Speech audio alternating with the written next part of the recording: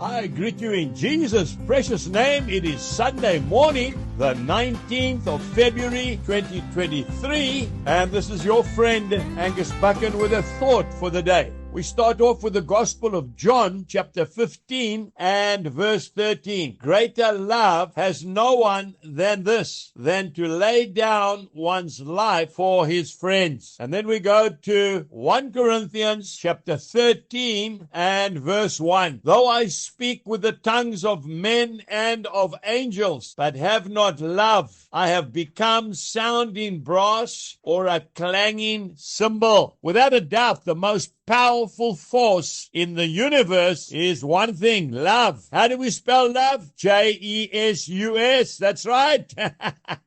Why? Because God is love. 1 John chapter 4 and verse 8 says, he who does not love does not know God, for God is love. Love is an action word. It is not just talk. You and I have to become a band of feet washers, because that's what Jesus was. We have to prefer others to ourselves, because that's what Jesus did. A very dear friend sent me a story the other day, and I want to read it to you. It goes like this. After the earthquake stopped and rescuers reached the ruins of a young woman's house, they saw her dead body through a crack. But her pose was kind of weird because she was on her knees like a person during prayer. Her body was leaning forward and her two hands were holding something. The collapsed house broke her spine and head. With great difficulty,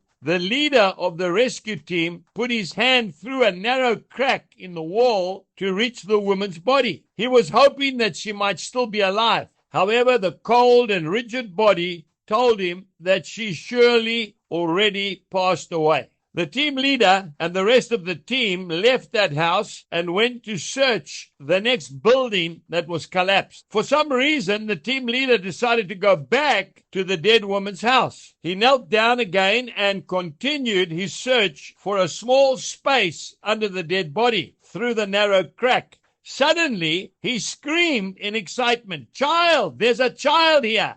The whole team worked together. Parts of the collapsed building around the dead woman were carefully removed, and there was a 3-month-old baby boy wrapped in a blanket under the dead body of his mother. Apparently, the woman made the ultimate sacrifice to keep her son safe. When her house was collapsing, she used her body to protect her son. The boy was still sleeping peacefully when the team leader picked him up. The doctor quickly examined the little boy, and after opening the blanket, he saw a mobile phone in the blanket.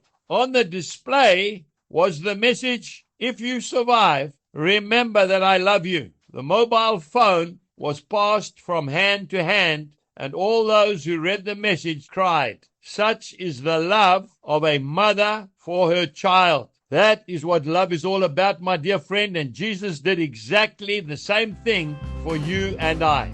Let's go out today and love someone.